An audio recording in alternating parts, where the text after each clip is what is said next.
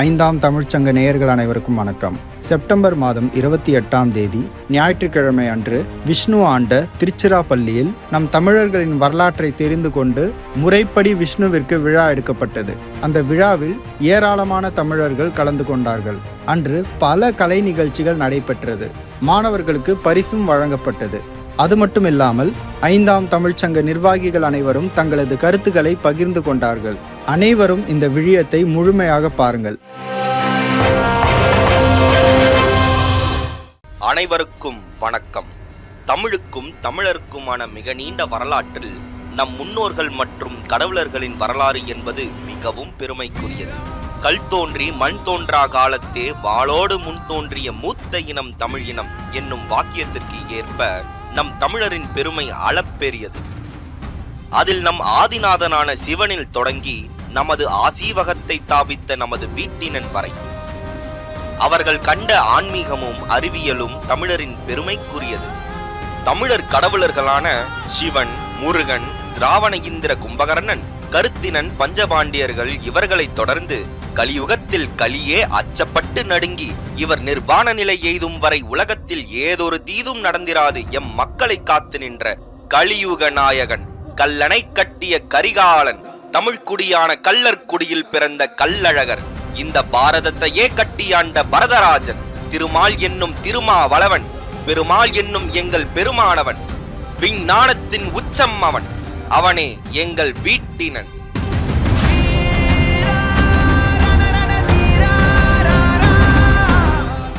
ஏறத்தாழ 3800 ஆண்டுகளுக்கு முன்பு இன்று கும்பகோணம் என்று அறியப்படும் இவ்வூரில்தான் நமது 3ஆம் தமிழ்ச்சங்கத்தை நிறுவிய திருமால் என்னும் வீட்டினன் பிறந்தார். காவிரி படுகையோரம் விவசாயம் உருவாகிய காலம் அது. பொதுவாக விவசாயிகளின் மேனியானது வெயிலில் உழைப்பதன் காரணமாக கருத்து கல் போன்று இறுகி காணப்படும். இம்முறையில் இருந்து காவிரி படுகையோரம் உருவாகிய குடிதான் கள்ளர்குடி. இக்குடியில் பிறந்ததாலேயே இவர் கல்லழகர் என்று போற்றப்படுகிறார். பின்பு குருகுலம் பயின்று சித்தர்களின் மகா சம்மதத்தின் அடிப்படையில் இந்த பாரதத்திற்கே அரசனாகிறார். பின் ஆய்விற்காகவும் நிர்வாக கட்டமைப்பை மேம்படுத்துவதற்காகவும் தனக்கு பின் மிகச்சிறந்த தலைமுறையை உருவாக்கும் நோக்கத்தில் இன்றைய திருச்சிராப்பள்ளி என்று அறியப்படும் இவ்வூரையே தேர்வு செய்தார். இவர் சிறார்களுக்கு பள்ளி நடத்தியதாலேயே இவ்வூருக்கு திருச்சிராப்பள்ளி என்று பெயர் பெற்றது. இவர்களை நாம் ஆண்டவர் என்று அழைப்பதன் காரணம் நம்மை ஆண்டதால் மட்டுமல்ல, மனித வாழ்வின் மேம்பாட்டிற்கு செய்தற்கரிய சாதனைகள் பல புரிந்ததன் காரணமாகவே நாம் இவர்களை ஆண்டவராக ஏற்றுக்கொண்டோம். அப்படி என்ன சாதனையை செய்துவிட்டார் என்று உங்கள் எண்ணங்களில் நீங்கள் வினாவலாம். நம் கற்பனைக்கே எட்டா வகையில் இந்த பேரண்டத்தை ஆய்வுகளின் மூலமாக தன் அறிவு கண்களால் கண்டார். பிராமண கற்பனை கதைகளில் பிதற்றலில் வரும் தச அவதாரங்கள் இல்லை அவர். இவர் ஒருவரே 100 அல்ல 1000 அறிவியல் அறிஞர்களுக்கு ஒப்பானவர் இவர். நாம் அனைவரும் திருமால் கோயில்களுக்கு சென்றிருப்போம். அங்கு எப்பொழுதும் திருமாலின் சிலை மிக நீண்ட பெரிய உருவத்திலேயே காணப்படும். ஏன் வேறெந்த கடவுளுக்கும் இல்லாத சிலைகளின் அளவில் இவருக்கு மட்டும் இத்தனை பிரம்மாண்ட சிலைகள்? அது மட்டும் இல்லாமல் இவரது மேனியை பச்சை மாமலை போல் மேனி என்று கூறுவர். இவை அனைத்தும் நமது திருமாலின் தோற்றத்தில் மிக கம்பீரமான உடல் கட்டமைப்பை கொண்டிருந்ததற்கான ஆதாரமாக இருக்கின்றன. இவர் தோற்றம் மட்டும் பிரம்மாண்டம் அல்ல, இவரது வாழ்க்கையும் அறிவியல் கண்டுபிடிப்புகளும் மனித குலத்தின் மேம்பாட்டிற்கான பங்களிப்பும் பிரம்மாண்டமே. நாம் அனைவரும் ஆங்கிலத்தில் அரிசாண்டல் மற்றும் வர்டிகல் என்னும் சொற்களை கேள்விப்பட்டிருப்போம். அதில் அரிசாண்டல் என்பது திருமால் கிடந்த நிலையில் இருக்கும் தோற்றத்தை கொண்டு அரி சாய்ந்து, அரி சாய்ந்தல், அரிசாண்டல் என்று பெயரிடப்பட்டிருக்கிறது. இதைத் தொடர்ந்து 12 ராசிகள், 27 நட்சத்திரங்கள், ராக்கெட் தொழில்நுட்பம், நிலவில் முதல் விண்கலம் இறக்கியது, பஞ்ச அங்கங்களை கொண்ட பஞ்சாங்கம், குவாண்டம் தியரி என்னும் குண்டான் தியரி ஆகியவை. இன்று பயன்படுத்தும் அனைத்து நவீன கண்டுபிடிப்புகளுக்கும் வித்திட்டவர் இவரே. இவரது உருவகமாகவே ஞானத்தையும் செல்வத்தையும் குறிக்கும் வடிவில் விநாயகர் என்னும் விநாயகரின் வழிபாடு உருவானது. அடுத்ததாக இவர் வைகுண்ட பதவி ஏற்றார் என்பார்கள். இதன் காரணம் என்னவென்றால், சித்தர்கள் சீவசமாதி அடையும் பொழுது முதுமக்கள் தாழியில் வைக்கும் வழக்கம் தமிழர்களிடம் இருந்தது. இதுவே கடத்தினுள் கடவுள் என்றானது. அதேபோல் நம் வீட்டினர் சித்தர் நிர்வாண நிலை எய்தி குண்டானில் வைக்கப்பட்டு சீவசமாதி அடைந்ததை குறிக்கும் விதமாக வைகுண்டம் என்றும் அன்றைய நாளை வைகுண்ட ஏகாதசி என்றும் நினைவு கூறுகிறோம். இத்தனை சிறப்புகளும் அளப்பெரிய ஆற்றலும் கொண்ட நமது வீட்டினனான திருமாலின் வரலாற்றை மறைத்து விஷ்ணு மோகினி அவதாரம் எடுத்தார், பன்றிமுகம் கொண்ட வராக அவதாரம் எடுத்தார் என்றெல்லாம் இழிவுபடுத்தியுள்ளான் யூத பிராமணன். நமக்கான உண்மை வரலாற்றை இந்த சத்தியுகத்தில் மீட்டுக் கொண்டிருக்கும் நமது மதிப்புக்குரிய திருமிகு பாண்டியன் ஐயா அவர்களுக்கு இப்பேற்பட்ட திருமால் விழாவில் நன்றி தெரிவிக்க நாம் அனைவரும் கடமைப்பட்டிருக்கிறோம். இந்த உண்மை வரலாற்றை கொண்டு நமது கடவுளரான திருமாலை போற்றுவோம். உண்மை வரலாற்றை அறிவோம். விழிப்புணர்வு கொண்டு தமிழினத்தை மீட்போம். தமிழ் மக்களாகிய நாம் அனைவரும் 5ஆம் தமிழ்ச்சங்கம் என்னும் ஒற்றை கொடையின் கீழ் தமிழ் குடிகளாய் ஒன்றிணைவோம். வியத்தகு விநாயகனே போற்றி. வெற்றிவேல் வீரவேல், வெற்றிவேல் வீரவேல், வெற்றிவேல் வீரவேல்.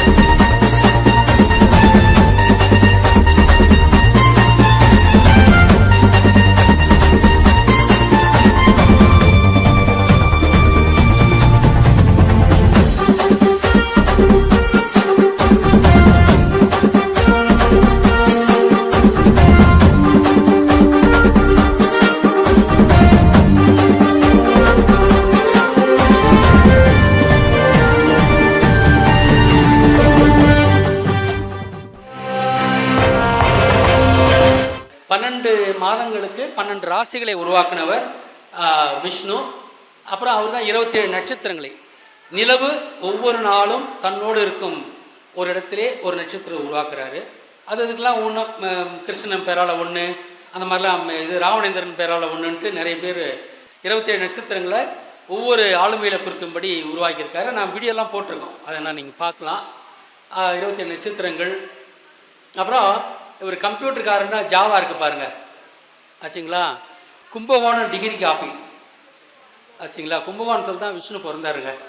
நேற்று அங்கே போயிட்டு நாங்கள் அங்கே அவருக்கு வழிபாடு இங்கே விழா எடுக்கிறோம். இது அவர் அரசாண்ட இடம் திருச்சி. அவர் நேற்று நாங்கள் போயிட்டு கும்பகோணத்தில் அவருக்காக அவர் ஊர்லேயே ஒரு வழிபாடு வச்சுட்டு வந்தோம். உச்சிப்பிள்ளார் கோயிலில் வைக்கலான் இருந்தோம். அங்கே பிராமணன் இருந்தான். உடனே ஆத்தங்கரைக்கு போயிட்டு ஆத்தங்கரையில் நாங்கள் ஒரு விஷ்ணுக்கு அவர் பிறந்த ஊரில் ஒரு வழிபாடு வச்சுட்டோம். இது இப்போ இந்த விஷ்ணுக்கான வழிபாடு தானே இது. அது இங்கே இது திருச்சி அவர் ஆண்ட ஊர். இங்கே திருவரங்கமும் உச்சிப்பிள்ளையார் கோயிலும் அதான் சொல்லுது. உச்சிப்பிள்ளையார் கோயிலில் வந்து அவர் இங்கே இருந்து வானத்தை ஆராய்ச்சி பண்ணார், அதுதான் அங்கே வந்தார். யானை தலை கொண்ட ஞான ரூபனே போற்றி.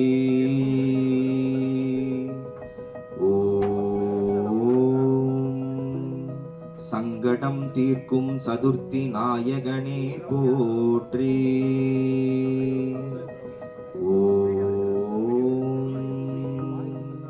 மூன்றாம் தமிழ்ச்சங்கம் நடத்திய வீட்டினரே போற்றி.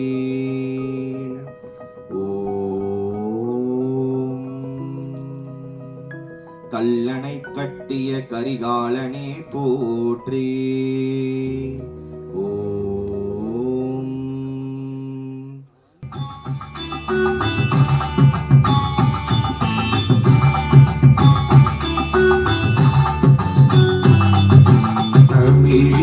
கடவுள் திருமாலே ஆசிவகம் கொண்டு ஆண்டாயே, பாரதராசன் நீதானே, பாரதம் மீண்டும் தருவாயே. திருச்சி நகரின் மலைக்கோட்டை மீது அமர்ந்து ஆய்ந்து பஞ்சாங்கம் கொடுத்த மூன்றாம் சங்கனே, வினைகள் தீர்க்கும் கரணே, உந்தன் அறிவில் திகழும் தும்பி முகனே. திருச்சிராப்பள்ளி பெருமாளே மீண்டும் மாய்ந்திட வருவாயே, திருச்சிராப்பள்ளி பெருமாளே மீண்டும் மாய்ந்திட வருவாயே.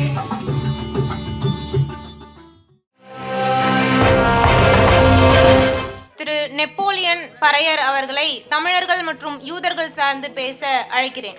அனைவருக்கும் வணக்கம். என்னுடைய பேர் நெப்போலியன் பறையர். நான் நாமக்கல் மாவட்டத்திலிருந்து வரேன். இந்த திருமால் விழாவுக்கு வருகை தந்திருக்கும் உங்கள் அனைவரையும் அன்புடன் வரவேற்கின்றோம்.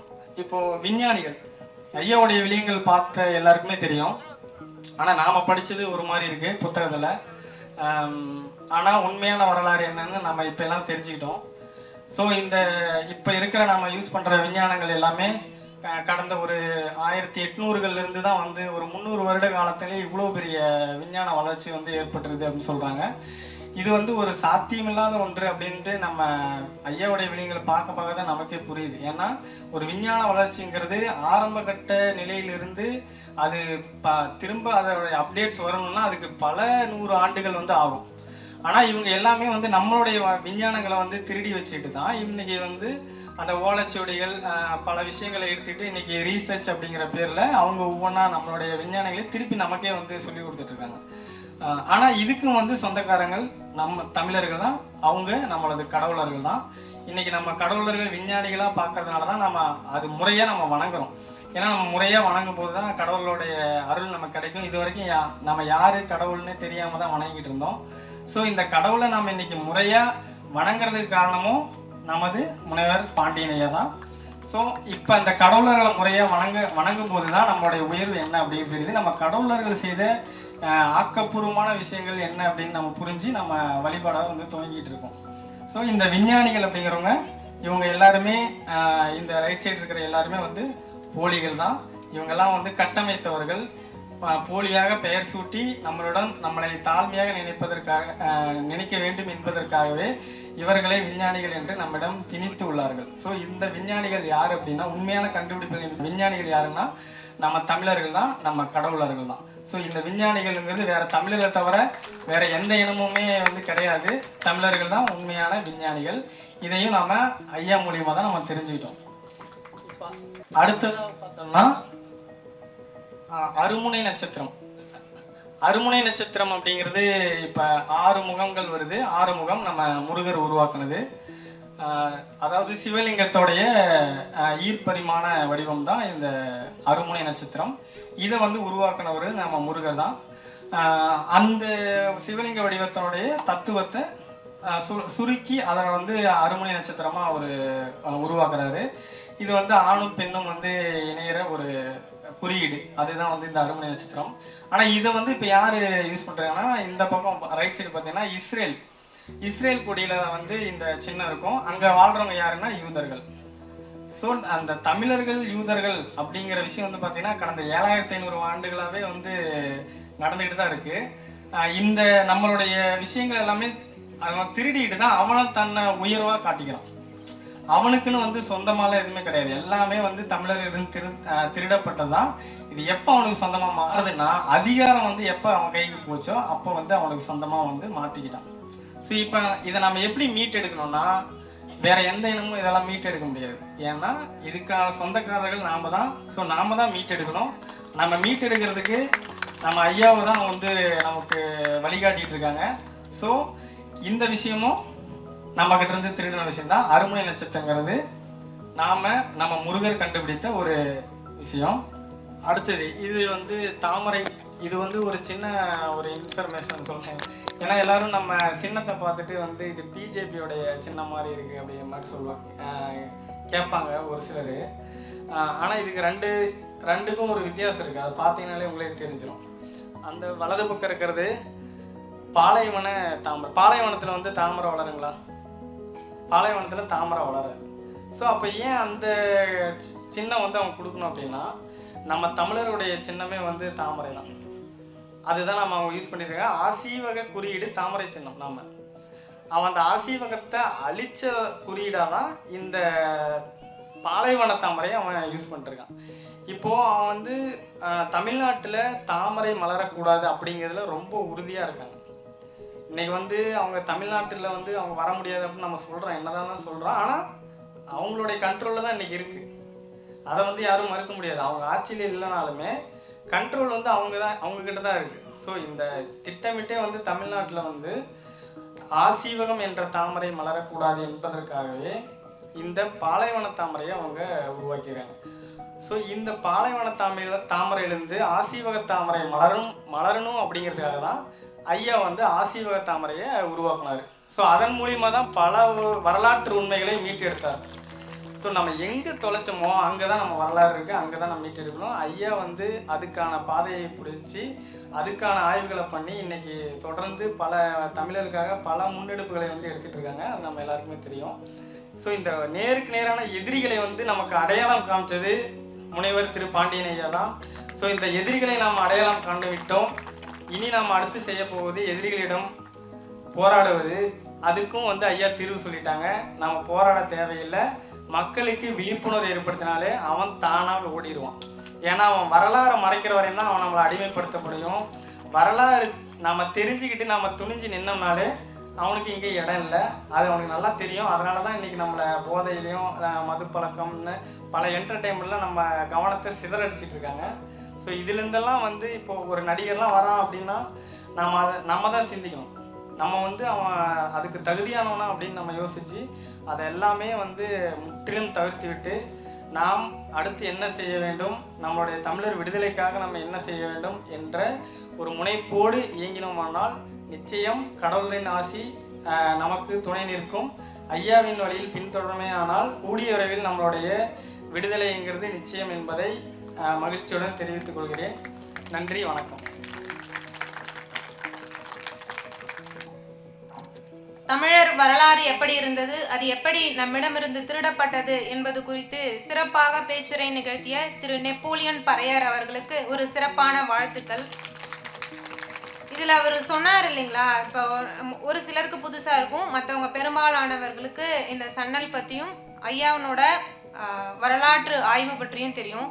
அந்த பிராமணர்கள் என்ற பெயருமே திருடப்பட்ட ஒன்று தான். பேரமணர் என்ற சொல்லுதான் பிராமணர்னு மறுவுது. பேர் அமணர்னா அம்மன நிலை அடைந்தவர்கள் தான் அமணர்கள். மனிதனாக பிறந்து மனித மேம்பாட்டிற்கு பங்களிப்புகள் செய்து குண்டலினி சக்தி எழுப்பி அந்த கடவுள் நிலையை அடைகிற அந்த நிலையை அடைஞ்சவங்களை தான் நம்ம பேர் அமணர்கள்னு சொல்கிறோம். அந்த பேரமணர்கள் என்ற அவ்வளோ பெரிய உயர்ந்த சொல்ல அவங்க தனக்காக எடுத்துக்கிட்ட ஒரு பேர் தான் அந்த பிராமணர்கள். அந்த பேருமே திருடப்பட்ட ஒன்று தான். இது வந்து ஒரு முக்கிய நம்மளோட வரலாற்றை மீட்டெடுக்கிறதுல ஒரு முக்கிய ஆய்வு வந்து இந்த சொல். அடுத்தது வந்து இந்த தமிழ் சமூகம். உண்மையாகவே இந்த தமிழ் சமூகம் எப்படியாப்பட்ட சமூகம் அப்படின்னா நம்ம சொல்லலாம் தேவையில்லை. நம்மளே பார்க்கலாம், மற்றவங்களுக்கும் இந்த தமிழ் சமூகத்துக்கும் எப்படியான ஒரு வாழ்வியலை வாழ்ந்தணும். அதில் ஒரே ஒரு உதாரணத்தை மட்டும் நான் சொல்லிட்டு போய்டுறேன். ஏன்னா இது திருமால் விழாவுக்காக எடுக்கப்பட்ட ஒரு விழா. அவரோட கண்டுபிடிப்புகள் விஞ்ஞானம் சார்ந்து நிறைய பண்ணணும் அப்படின்னு ஒரு முடிவுக்காக தான் எடுத்தோம். நேற்று அவருக்கு வழிபாடும் வச்சோம். நேற்று கேட்கக்கூடாத ஒரு செய்தி அவர்கள் சடங்கு கொலையாக நிறைய செய்தாங்க. அதனாலேயே அந்த பேச்சுகள் எல்லாம், பேசுபவர்களின் பேச்சுகள் எல்லாம் அந்த சாயல்கள் இருக்கும். அதனோட வலி உண்மையாகவே நேற்று கேட்டதுலேருந்தே எல்லாருக்கும் அந்த வலி இருந்ததை நாங்கள் பார்த்தோம். அதனால இந்த தமிழ் சமூகம் எப்படியாப்பட்ட சமூகம் அப்படின்றத மட்டும் நம்ம சங்க இலக்கிய, அதாவது திருக்குறள்ல ஒரு திருக்குறளை மட்டும் நான் சொல்லிடுறேன். ஈன்றால் பசி காப்பால் ஆயினும் செய்யற்க சான்றோர் பழிக்கும் வினை அப்படின்னு ஒரு திருக்குறள் இருக்கு. உண்மையாவே இப்படியான ஒரு சமூகத்தில் நம்ம பிறந்தோம் அப்படின்றதே ரொம்ப சந்தோஷமான விஷயம். ஆனால் அப்படியான ஒரு சமூகம் இப்படியான இழிவான நிலையில் இருக்கிறது, அதை வேதனையை வார்த்தையால் கூட சொல்ல முடியல. ஈன்றால் பசி காப்பால் ஆயினும், பெத்தவ பசியோட இருக்கா அப்படின்னா கூட செய்யற்க சான்றோர் பழிக்கும் வினை. ஒரு சான்றோர் நீ இந்த செயலை செஞ்சினா உன்னை பழிப்பாங்க. ஆனால் பசியோட கொடுமையும் அவர் சொல்லியிருக்காரு. பசியால் இருக்கிறது எவ்வளோ கொடுமைனா, அந்த நெருப்பு பக்கத்தில் எரியறது எப்படி இருக்கும், அவ்வளோ கொடுமையும் அந்த பசியில் இருக்கிறவனுக்கு இருக்கும் அப்படின்னு சொன்ன அந்த திருவள்ளுவர், அவ பசியோட இருந்தாலும் உன்னை ஈன்றால் பசி காப்பால் ஆயினும், அப்படியே இருந்தாலும் நீ சான்றோர் பழிச்சாங்க அப்படின்னா அந்த செயலை செய்யாதன்னு சொல்றாரு. எப்படி இப்படி ஒரு சமூகம் இருக்கும் சொல்லுங்க? இப்படியான உயர்ந்த எண்ணம் கொண்ட ஒரு சமூகம், இது எப்படி சொல்றது? இப்போ இருக்க தலைமையை நீங்க எடுத்துக்கோங்க. அப்படியான ஒரு நிலையின் ஆட்சி குடையின் கீழ் நம்ம ஒரு இழிவான நிலையில் இருந்துட்டு இருக்கோம். அதை மட்டும் அவரோட பேச்சின் நீட்சியா நான் சொல்லிட்டு, அடுத்ததாக திரு அடைக்கலராஜ் கவுண்டர், ஊராரி கவுண்டர் அவர்களை வல்லவையே நல்லவை என்ற தலைப்பில் பேச அன்போடு அழைக்கின்றேன். ஆசிவக சித்தர்களை வணங்கி, நம்முடைய விழா நாயகன் யூதர்களின் காலம் என்று சொல்லக்கூடிய கலியுகத்திலேயே பல சம்பவங்களை செய்த வீற்றிருக்கும் நம்முடைய வீட்டின் அவர்களையும் வணங்கி, நம்முடைய ஆசிவக சித்தர் முனைவர் ஆய்வறிஞர் பாண்டியன் ஐயா அவர்களையும் வணங்கி, மற்றும் நம் உறவுகளுக்கு வணக்கத்தை தெரிவித்துக் கொண்டு, இந்த நிகழ்வு ஒரு வரலாற்று சிறப்புமிக்க நிகழ்வு. ஏன் சொல்லனா, இன்னைக்கு காலையிலேருந்து நம்ம கூட இருக்கிற உறவுகள் எல்லாருமே பார்த்துருப்பேங்க. நமக்கு காலையிலேருந்து நமக்கு கடவுள் எந்த வகையிலாம் ஆசீர்வாதம் பண்ணியிருக்கேன்னு நமக்கு தெரியும். இப்போ ஐயா இங்கே வந்து இப்போ பூ போட்டுக்கிட்டு இருந்தாங்க திருமாலுக்கு. அப்போ கூட மேலே வந்து கருட பகவான் வந்து பறந்து போனாங்க. இது எத்தனை பேர் பார்த்தீங்கன்னு தெரியல, எல்லாருமே பார்த்துருக்கீங்க.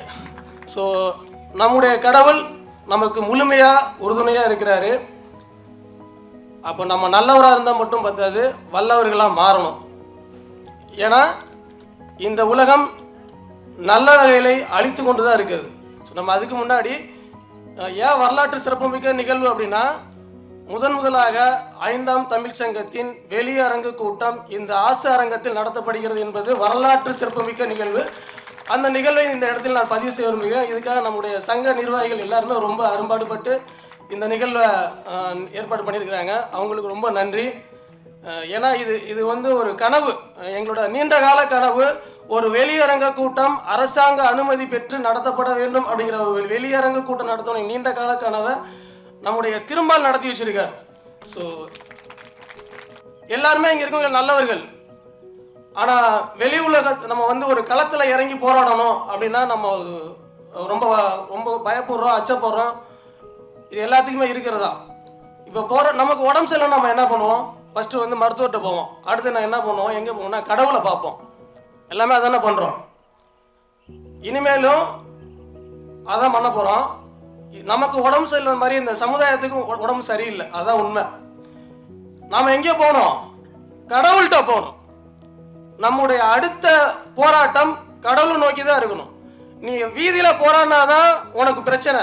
ஆனால் கடவுளோட நீ வேண்டுதல் வைங்க. நம்ம ஆசீர்வாத சித்தர்கள்ட்ட வேண்டுங்க. இன்னைக்கு பார்த்தீங்களா எவ்வளவு நற்சகுணங்கள் நமக்கு. திருமால் நம்ம கூட இருக்கிறாங்க. இதோட நமக்கு வேற என்ன சாட்சி, வேற என்ன நம்ம சொல்ல முடியும்? சொல்லுங்க பார்ப்போம். அப்போ கடவுள் நம்ம கூட இவ்வளோ தூரம் இருக்கிறப்போ நாம் ஏன் வந்து பயப்படணும், அச்சம் கொள்ளணும்? ஒரு கூட்டத்துக்கு நம்ம இந்த இந்த குண்டுட்ட இன்னைக்கு நாங்கள் நிறைய பேர் இன்னைக்கு நம்ம மாவட்ட செயலரில் நிறையா பேர்கிட்ட பேசணும். நாங்கள் நிறையா பேர்கிட்ட பேசி நிறையா பேர்த்த கொண்டு வந்து இந்த கூட்டணும் தான் நாங்கள் திட்டமிட்டோம். ஆனால் நிறையா முயற்சிகள் எடுத்தோம். ஒரு சிலர் நான் வராதவங்களுக்கு தான் சொல்கிறேன், வந்தவங்களுக்கு நான் நன்றி சொல்லிக்கிறேன். ஏன்னா இவ்வளோ பெரிய முயற்சிக்கு எங்களுக்கு வந்து ரொம்ப நன்றி. நாங்கள் அவ்வளோ முயற்சி எடுத்துருக்குறோம்.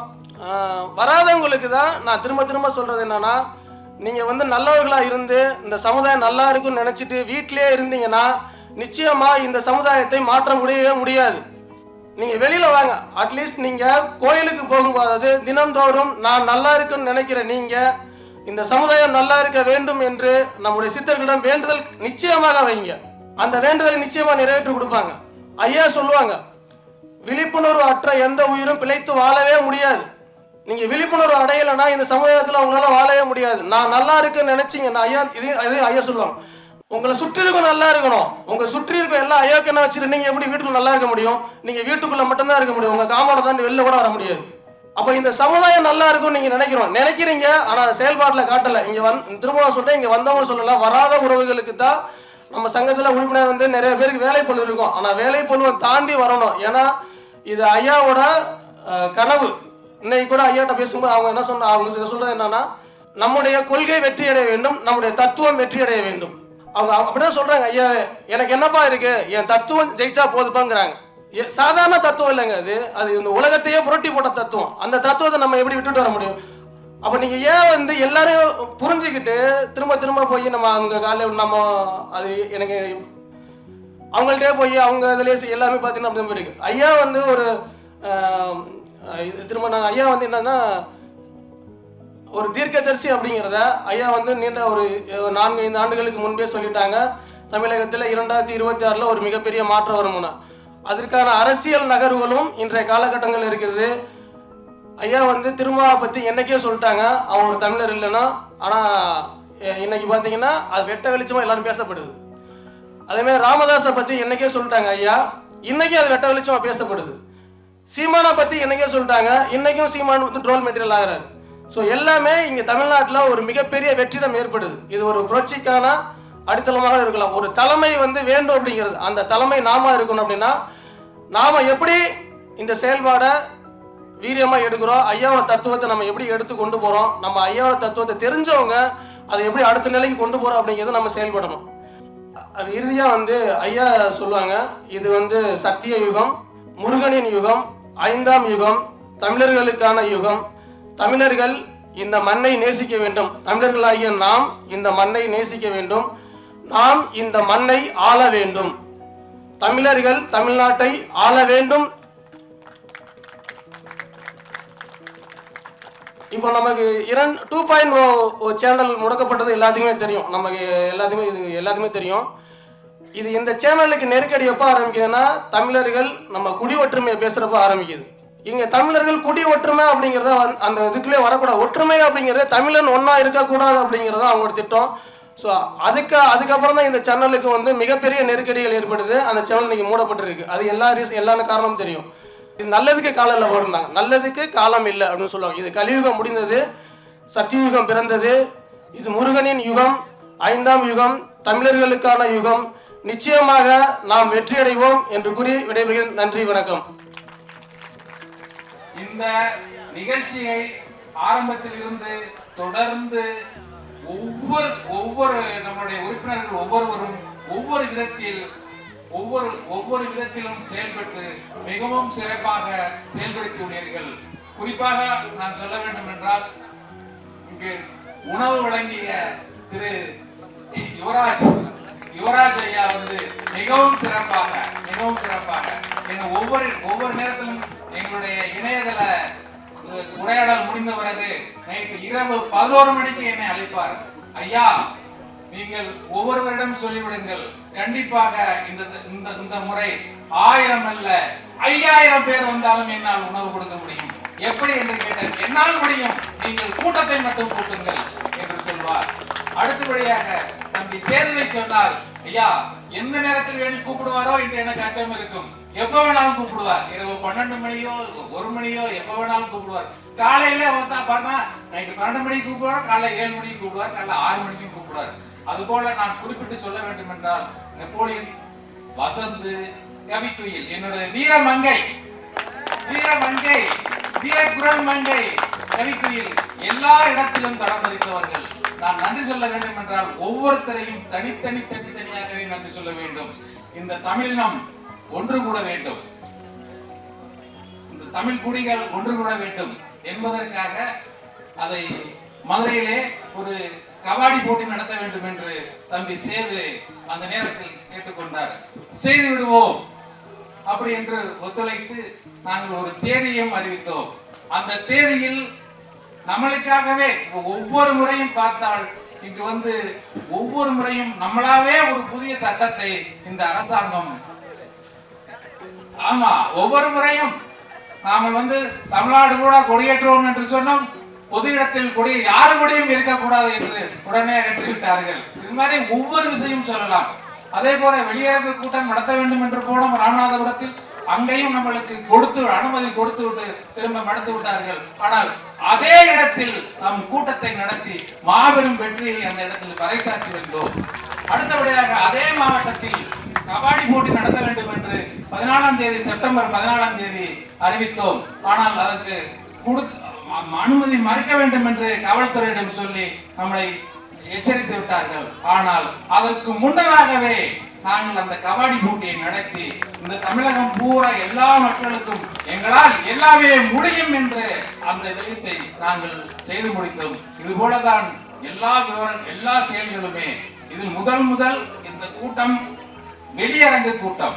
இந்த வெளியரங்கு கூட்டத்திற்கு பலமுறை நாங்கள் முயற்சி செய்தோம், நடக்கவில்லை. இன்று திருமாவளவன் நேரடியாக வந்து எங்களுக்கு உத்தரவு கொடுத்து விட்டார். இனிமேல் இந்த தமிழகம், இந்த தமிழ் பூமி, இந்த உலகம் எல்லாமே இந்த தமிழன் கையில் தான் என்று இந்த நேரத்தில் கேட்டு இந்த விழாவிற்கு பங்களிப்பு செய்த அனைத்து உள்ளங்களுக்கும், ஒத்துழைத்த அனைத்து உள்ளங்களுக்கும், ஒளிபெருக்கி கொடுத்த தம்பிமார்களுக்கும், தம்பி மாறன் அவர்களுக்கும் மற்றும் யார் பேர் விடுபட்டாலும் தயவுசெய்து வருத்தப்பட வேண்டும் என்று கூறி உங்கள் அனைவருக்கும் நன்றி கூறி விடைபெறுகிறேன். நன்றி, வணக்கம்.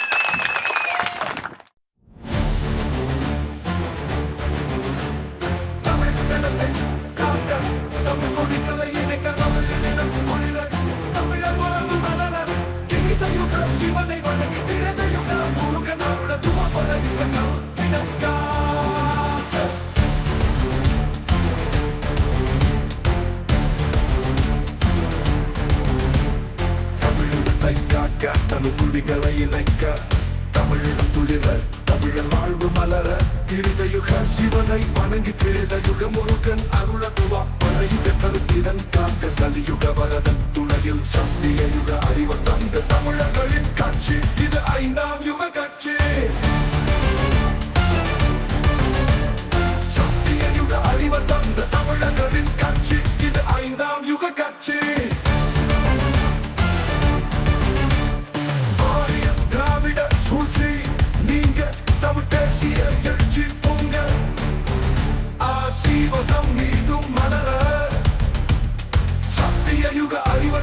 தமிழர்களின் கட்சி இது 5ஆம் யுக கட்சி.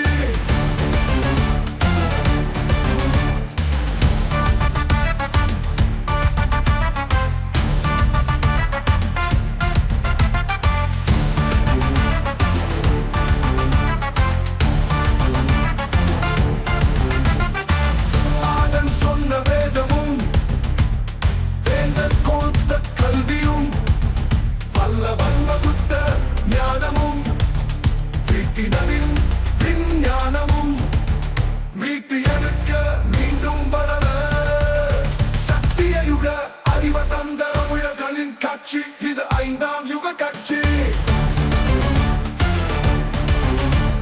சத்திய யுக அறிவ தந்த தமிழர்களின் கட்சி இது 5ஆம் யுக கட்சி. இது 5ஆம் யுக கட்சி. மக்களாகிய நீங்கள் தரக்கூடிய நிதி உதவி 5ஆம் தமிழர் சங்கத்தின் வளர்ச்சிக்கு மிகவும் பயனுள்ளதாக இருக்கும். உங்களால் முடிந்த நிதியுதவியை அளிக்க விரும்புவோர் திரையில் காணக்கூடிய இந்த ஜிபே நம்பர் மற்றும் இந்த அக்கவுண்ட் நம்பருக்கு பணம் செலுத்தலாம். நன்றி, வணக்கம்.